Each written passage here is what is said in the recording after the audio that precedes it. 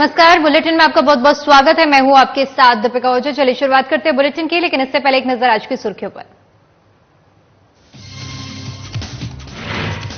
शहर में एसडीएम तन्मय वशिष्ठ शर्मा ने किया मतदान केंद्रों का निरीक्षण। आगामी चुनाव को लेकर लिया जायजा। मतदाताओं की सुविधाओं को लेकर रखा जा रहा है ख्याल। बिलासपुर में मूलभूत सुविधाओं से वंचित है वार्डवासी। आवास विकास योजना का नहीं मिल पा रहा है लाभ। वार्डवासी प्रशासन से लगा रहे न्याय की गुहार।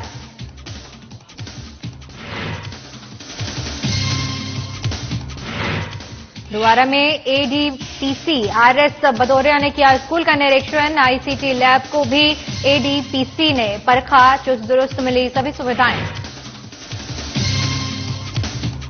शहडोल में कबाड़ माफिया की भेंट चढ़ा दलित परिवार। दबंगों ने दलित परिवार पर किया जानलेवा हमला। स्ट्रेचर पर एडीजीपी के पास पहुंचा पीड़ित।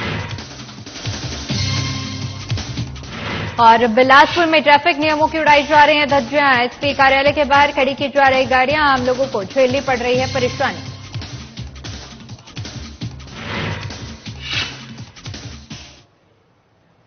चलिए शुरुआत करते हैं खबरों की। मध्य प्रदेश सरकार के कार्यकाल का आखिरी विधानसभा सत्र 2 दिन भी नहीं चल सका। आदिवासी और महाकाल लोक के भ्रष्टाचार का आरोप लगाकर विपक्ष ने जमकर हंगामा किया।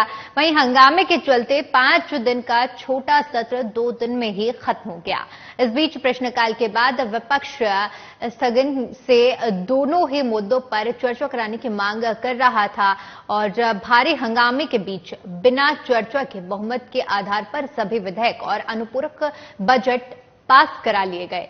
इस दौरान विपक्ष ने आरोप लगाया कि आदिवासियों के साथ अत्याचार और महाकाल लोक में भ्रष्टाचार पर चर्चा न कराकर सरकार बचने की कोशिश कर रही है। वहीं संसदीय कार्य और गृह मंत्री डॉक्टर नरोत्तम मिश्रा ने पलटवार करते हुए कहा कि हम तो हर तरह से चर्चा को तैयार थे, लेकिन विपक्ष चर्चा न करके सिर्फ हंगामा कर रहा था। इसी के साथ ही नरोत्तम मिश्रा ने यह भी कहा कि बाहर एक परिवार को खुश करने के लिए जो मौन धरना किया गया था, उसमें जाने के लिए विपक्ष ने सदन नहीं चलने दिया। तब मैंने हमेशा कहा, हंगामा मत करो, हो अल्लाह मत करो, चर्चा करो। चर्चा छोड़ के बाकी सब काम करते हैं। जहां चर्चा करना चाहिए वाह होल्ला करते हैं। कांग्रेस कह रही है कि चर्चा तो करना चाहती थी महाकाल। अगर करी थी तो आज किसने रोका था? आप भी तो प्रत्यक्षदर्शी है, मीडिया वाले। आप सब ऊपर से देख रहे थे, किसी ने कहा कि चर्चा कराओ? सीधा हंगामा। हम बोल रहे हैं माइक से खड़े होकर कराओ चर्चा। देखो दरअसल क्या है, इनके मन का चोर है, वक्ता नहीं है। एक आज मौन धरना था, गांधी परिवार को खुश करना था, इसके लिए सदन को फ्लोर बना लिया। न तो इनको आदिवासियों की चिंता है, न महिलाओं की चिंता है, न किसान की चिंता है, न नौजवान की चिंता है, गांधी परिवार की चिंता है। वो एक व्यक्ति के लिए कमलनाथ जी पहले चले गए, बाद में सारे विधायक चले गए मौन के लिए। हमारा ये कहना है कि विपक्ष ना लोकतंत्र का सम्मान करता, ना संविधान का सम्मान करता। उन्हें मध्य प्रदेश की जनता के लोक कल्याण भलाई से कोई लेना देना नहीं। सदन का कीमती वक्त निरर्थक नारेबाजी और चिल्ला चोट में वो व्यतीत करते हैं। 5 दिन का सत्र 2 दिन के अंदर समाप्त हुआ। जब इन्हें, हम तो लोक कल्याण के लिए प्रतिबद्धित है, हमारा काम तो निर्विघ्न चलेगा। इन्हें कोई चर्चा में, अच्छे काम में शामिल नहीं होना, इनकी मर्जी।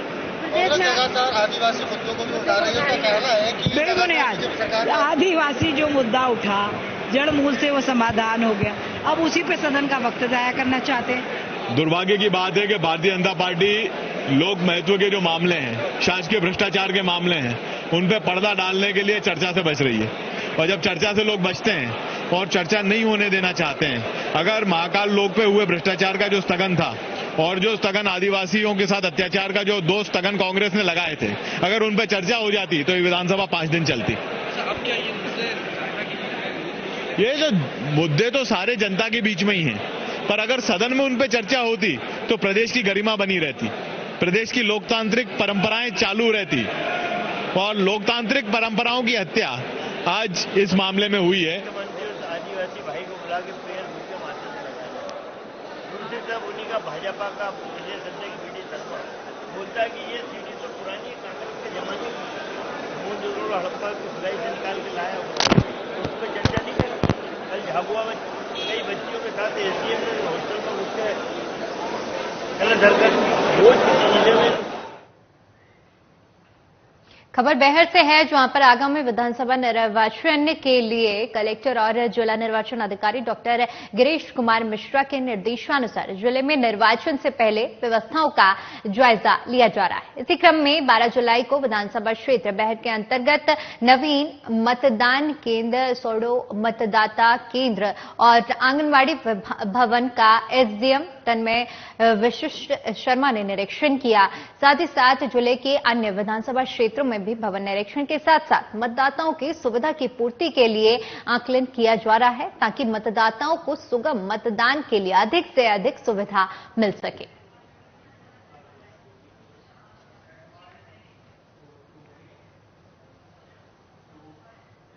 खबर धोआरा से है, जहां पर अतिरिक्त जिला परियोजना समन्वयक जिला शिक्षा अधिकारी आरएस भदौरिया ने शासकीय कन्या हायर सेकेंडरी स्कूल का निरीक्षण किया। वहीं निरीक्षण के दौरान सभी कक्षाएं विधिवत संचालित पाई गईं और छात्राओं की उपस्थिति बहुत अच्छी थी। उसके बाद एडीपीसी ने आईसीटी लैब का भी निरीक्षण किया। साथ ही साथ विद्यालय में फलदार जामुन का पौधारोपण भी किया। इस दौरान विधिवत विद्यालय संचालन पर प्रभारी प्राचार्य बीएल प्रजापति और समस्त स्टाफ को धन्यवाद भी दिया गया।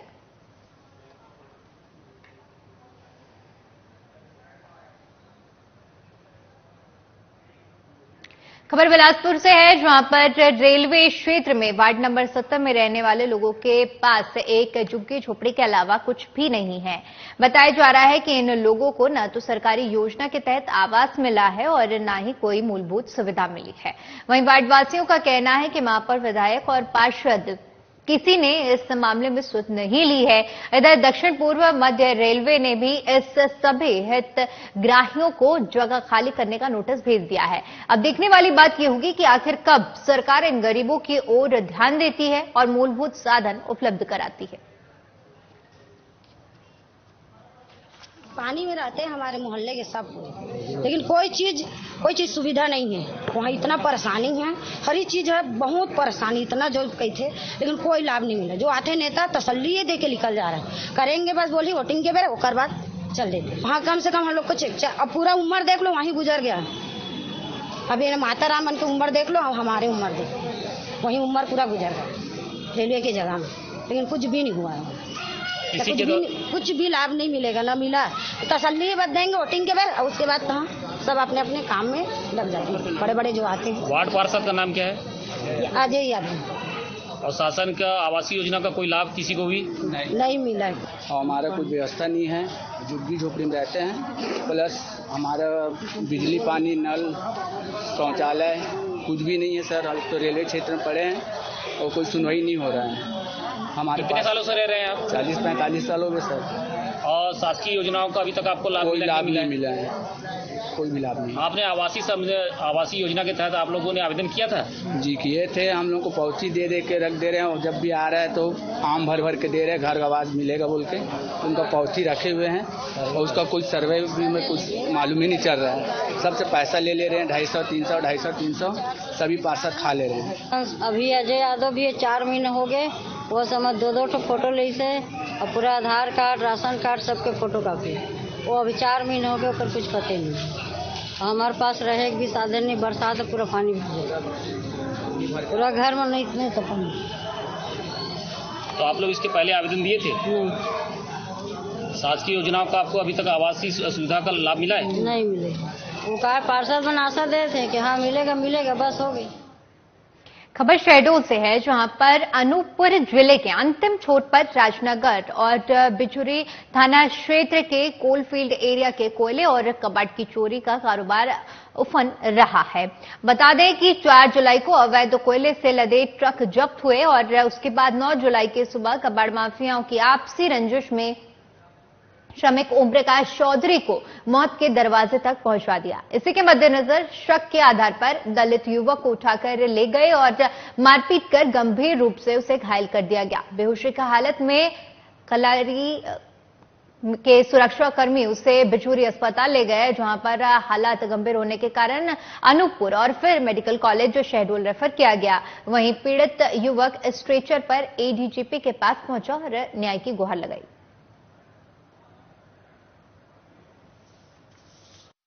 रिश्तेदार के यहाँ जा रहा था राजनगर, तो मैं रास्ते में राजनगर पहुंचने के पहले पेशाब कर रहा था।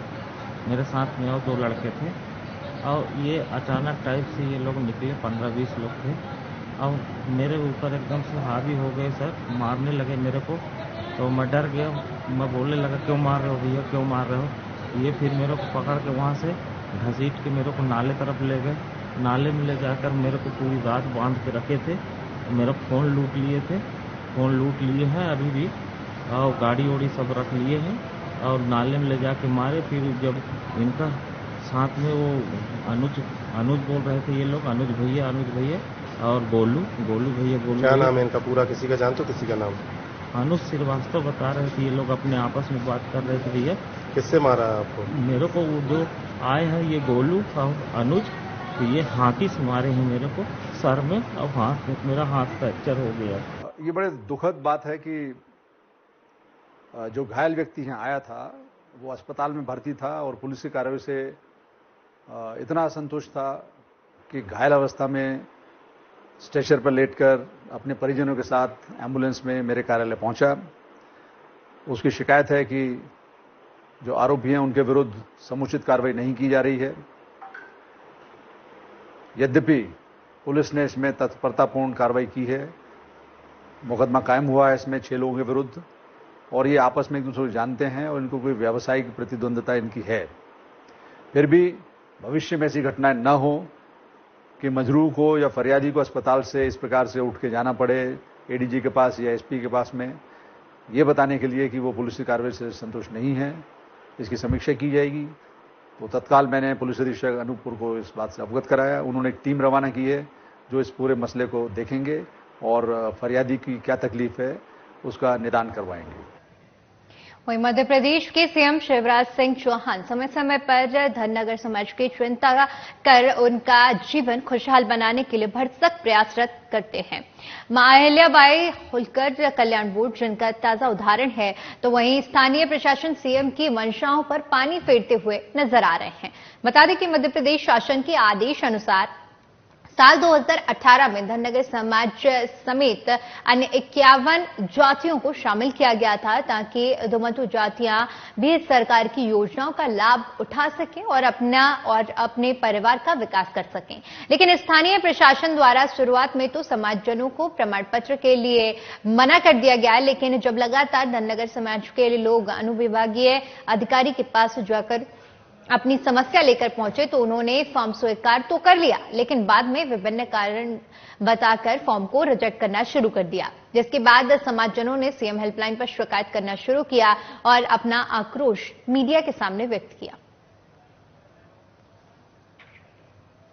उनने 2018 में धनगर समाज के लिए विमुक्त घुमंतु अर्ध घुमंतु जनजाति महासंघ के लिए 2018 में जन कल्याणकारी योजनाओं के लिए जो एक आदेश दिया था। उस आदेश के तहत पूरे मध्य प्रदेश में हम लोगों के प्रमाण पत्र बनना है, परंतु हमारे यशस्वी मुख्यमंत्री जी के द्वारा धनगर समाज के कल्याण के लिए अपना जी जान लगाने के लिए वो तैयार है, अपने मंचों के द्वारा वो बोलते हैं, लेकिन प्रशासन के द्वारा उन आदेशों की अवहेलना की जा रही है, उसके ऊपर अमल नहीं किया जा रहा है।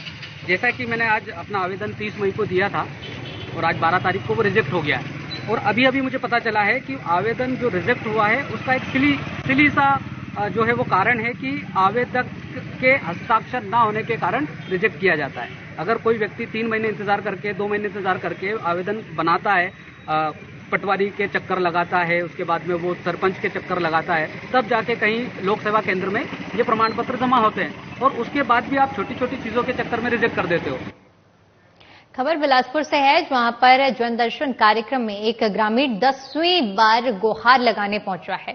बता दें कि कुछ साल पहले मंगला चौक से रोड चौड़ीकरण के लिए किसान को जमीन को अधिग्रहण किया गया था और उसमें से कई ग्रामीण ऐसे भी हैं जिनको आज तक मुआवजा नहीं मिल पाया है, जिससे लोग अभी तक विभाग और कलेक्टर कार्यालय के चक्कर काट रहे हैं। जनदर्शन में आए ग्रामीणों ने बताया कि वो लगातार 2.5 साल से चक्कर काट रहे हैं, लेकिन आज तक किसी भी प्रकार की कोई सुनवाई नहीं हो पाई है। लोगों का कहना है कि जनदर्शन सिर्फ नाम के लिए लगाया जाता है, समस्याओं का निराकरण नहीं होता है। चौक से भैंसाझार 2 लेन सड़क निर्माण, उसमें 8 किसानों का भूमि अधिग्रहण किया गया है ग्राम गौबंद खरगहना में। उसी के मुआवजा के संबंध में 2.5 साल से चक्कर काट रहे हैं। 2.5 साल में आपको 10 बार हो गया कलेक्टर हाँ, से लाते? 10 बार हो गया है। एसडीएम, तहसीलदार सब जगह दे चुके हैं आवेदन। पूरा परेशान है किसान वहाँ के। कोई प्रकार की सुनवाई नहीं हुआ है। फिर आशा लेके आए हैं महोदय के पास। जो 10 बार आपको हर बार एक ही जवाब मिला है, बस कार्रवाई के लिए भेजते हैं, बाकी कार्रवाई तो हो ही नहीं रहे। कितने किसान प्रभावित हुए थे लोग? 8 किसान ग्राम गौबंद खरगहना। वहीं बिलासपुर के थाना तख्तपुर से एक अनोखा मामला सामने आया है, जहां एक चाचा के नाम पर जमीन को भतीजे ने गलत तरीके से बेच दिया, जिसके कुछ साल बाद जब जमीन को खरीदने वाले ने उस जमीन पर बैंक लोन लेना चाहा तो मामले में पेच फंस गया, जिसको लेकर दोनों पक्षों के लोग थाने में पहुंचे और जहां जमीन को खरीदने वाले ने बेचने वाले को धमकी देते हुए जमीन के बदले दूसरी जमीन देने की बात कही। बेच चुका हूँ। बंटवारा में मेरे भतीजा का था, नाम है मेरा भतीजा बेचने के लिए बोला तो जमीन बेचा हूँ। और गवाह में मेरा भतीजा भी गवाह में दस्तखत तो किया है और उसका फोटो भी है। किसके हिस्से में था वो जमीन? वो जमीन मेरे भतीजा का। अब क्या परेशानी हो रही है? अब लेने वाला मेरे ऊपर थाना में दबाव डाल रहे हैं कि मतलब जमीन को तुमने बेचा है और बेचने वाले का पैसा दो और नहीं तो फिर और दूसरा दो करके बोल रहे हैं थाना वाला। कौन है, क्या नाम है जो धमकी दे रहा है आपको? सुम्मत राम साहू टीआई, कहाँ का है? तखतपुर थाना प्रभारी। कितने दिन से आपको परेशान कर रहे हैं वो? बुला कर 8 दिन हो गए। और जो जमीन खरीदा है वो जमीन वाला बोल रहा है कि मतलब इसके कहने पर लिया हूँ, मेरा भतीजा है उसके कहने पर इसका जमीन को लिया हूँ कह कर बोल रहे हैं। तो हम किसी को नहीं जानता, तुम्हारा दस्तखत है तो हम तुमके हो जानते हैं, किसी को कागजात तो हम नहीं मानते। उधर बिलासपुर में यातायात पुलिस अभी भी इन दिनों लगातार कई प्रकार की कार्रवाई कर रही है, जिसमें मुख्य रूप से यातायात नियम को व्यवस्थित करना है। शहर में हो रहे लगातार ट्रैफिक जाम से निजात दिलाने के लिए खुद डीएसपी इन दिनों रोड पर उतरकर जगह जगह नियमों के उल्लंघन करने वालों के खिलाफ चालानी कार्रवाई कर रहे हैं। बता दें कि कुछ दिन पहले ही सीएम ने एसपी कार्यालय के पास 16 करोड़ रुपए की लागत से मल्टी लेवल कार पार्किंग का उद्घाटन किया था, जिसका मुख्य उद्देश्य सभी कार और बाइक के अंदर पार्किंग में पार्क कराना था। लेकिन फिर भी लोग बिल्डिंग के सामने ही गाड़ियां खड़ी कर देते हैं, जिससे आम लोगों को काफी ज्यादा दिक्कतों का सामना करना पड़ता है। आज हम लोग उपस्थित है एसपी ऑफिस के जो बगल में बनी है मल्टी लेवल कार पार्किंग, वहां पर ये जैसे कि आप पीछे देख सकते हैं कि ये मल्टी लेवल कार पार्किंग का कुछ महीना पहले ही सीएम द्वारा उद्घाटन किया गया था। 16 करोड़ रुपए की लागत से बनी इस मल्टी लेवल कार पार्किंग के सामने ये आप रोड देख सकते हैं। नो पार्किंग में विभिन्न प्रकार के कारें खड़ी हुई है। यहाँ की यातायात की किसी तरह से कार्रवाई करती नजर नहीं आ रही है यातायात पुलिस। और जहां बड़ी बड़ी गाड़ियां खड़ी होती है वहां अधिकतर यातायात कार्रवाई करने में बचती है। ये देखा जा रहा है लगातार कई दिनों से। आप पीछे देख सकते हैं मल्टी लेवल कार पार्किंग जो 16 करोड़ की लागत से बनाई गई है, उसका उद्घाटन होने के बाद भी लोग अपना कार और बाइक वहां पार्क नहीं कर रहे हैं, जिससे आम लोगों को, आने जाने वाले आम लोगों को काफी असुविधा का सामना करना पड़ रहा है। और लगातार इस रोड में ट्रैफिक जाम की स्थिति बनी रहती है। साधना प्लस न्यूज के लिए शेष कुमार यादव की रिपोर्ट। वहीं कवर्धा में सीएम भूपेश बघेल के निर्देश पर लोक स्वास्थ्य और परिवार कल्याण विभाग के अंतर्गत विभिन्न योजनाओं के सहयोग प्रदान करने वाले मितानिनों के हित में राज्य सरकार की तरफ से महत्वपूर्ण निर्णय लिया गया। वहीं इस संबंध में मंत्रालय से जारी आदेश के तहत मितानिनों को पूर्व में दी जा रही प्रोत्साहन राशि के अतिरिक्त मितानिन कल्याण योजना के अंतर्गत 2200 रुपए की राशि प्रतिमाह 1 अप्रैल 2023 से मानदेय में वृद्धि की स्वीकृति दी गई है।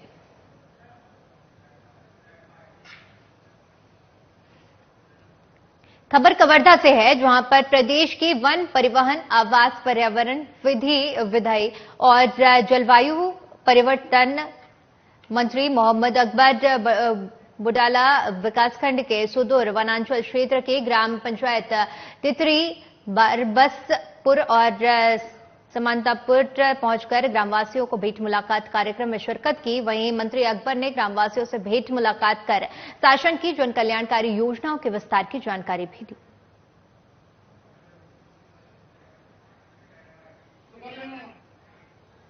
चलिए बढ़ते हैं अगली खबर की ओर, जो कि इंदौर से है, जहां पर जीएसटी विभाग ने एक बड़ी कार्रवाई की है। इस दौरान जीएसटी विभाग ने एक कार से 500 से अधिक की पेटी अवैध शराब बरामद की है। इसके साथ ही शराब के साथ 2 लोगों को भी गिरफ्तार किया गया है। बता दें कि पकड़ी गई शराब की बाजारी कीमत लगभग 50 लाख रुपए से अधिक की बताई जा रही है। वहीं मौके पर वाहन चालक के पास किसी प्रकार के कोई दस्तावेज नहीं पाए गए हैं। फिलहाल जीएसटी विभाग आगे की कार्रवाई में जुट गया है।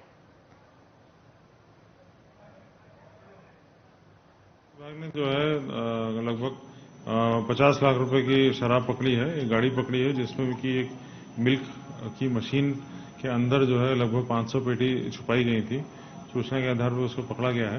लगातार जो है चुनाव के मद्देनजर जितने भी इस तरह के अवैध परिवहन है शराब के, उस पर लगातार नजर रखी जा रही है और कार्रवाई की जा रही है।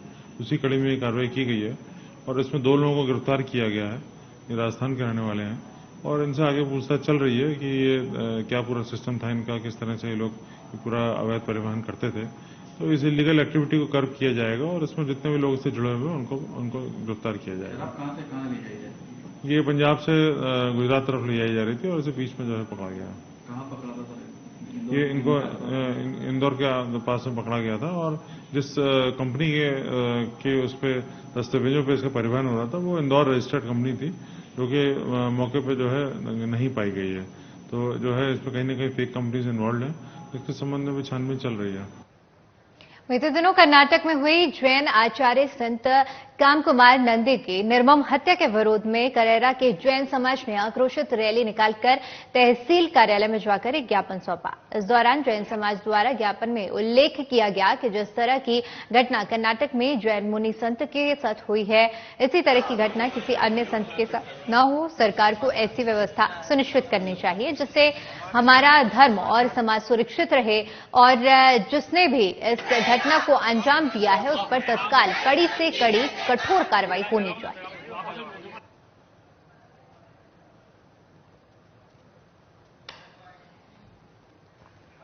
खबर बिलासपुर से है, जहां पर बीते दिनों सिरगिट्टी थाना क्षेत्र के यश साहू नामक युवक की बेरहमी से हत्या कर बीच सड़क में फेंक देने का मामला सामने आया था। वहीं इस मामले में मृतक के परिजनों ने पुलिस की कार्रवाई पर सवालिया निशान खड़े करते हुए न्याय की गुहार लगाई है और बिलासपुर प्रेस क्लब में प्रेस वार्ता कर सिरगिट्टी पुलिस पर गंभीर आरोप भी लगाए हैं। उनका कहना है कि हत्या इतने दिन बीत जाने के बाद भी पुलिस अब तक मुख्य आरोपी को नहीं पकड़ पाई है। प्रेस क्लब में पत्रकारों से चर्चा करते हुए परिजनों ने कहा कि पुलिस इस हत्या के मामले में गंभीर नजर नहीं आ रही है।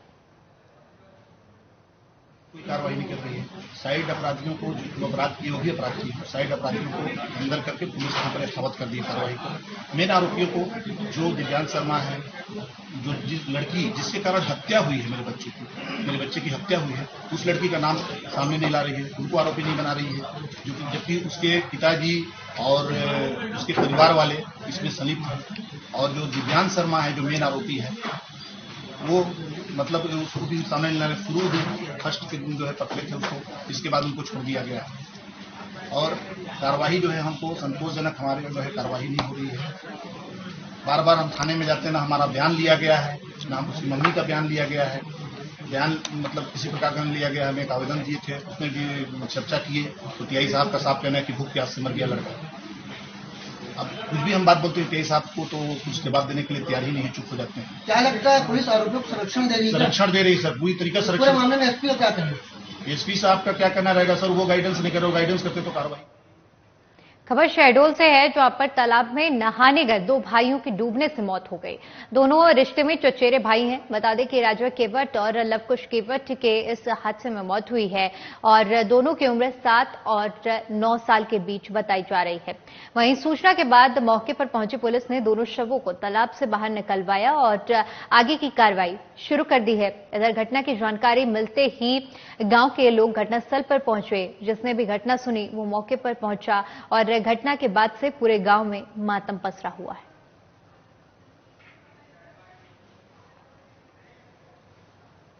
खबर बिलासपुर से है, जहां पर छत्तीसगढ़ माध्यमिक शिक्षा मंडल की तरफ से आयोजित परीक्षा में इस बार परीक्षार्थियों को नहीं बल्कि परीक्षा लेने वाले शिक्षकों को गंभीर लापरवाही उनकी सामने आई है। जहां शिक्षकों ने परीक्षा के दौरान मोबाइल रखे थे। बता दें कि मौके से 14 मोबाइल फोन जब्त किए गए हैं।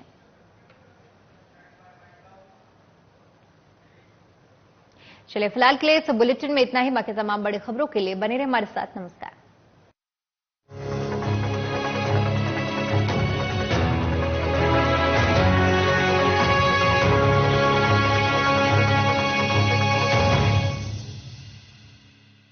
क्या आप दुबले पतले कमजोर हैं?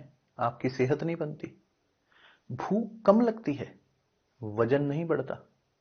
दरअसल मेन बात खाना पीना खाना नहीं है, मेन बात है खाया पिया लगना।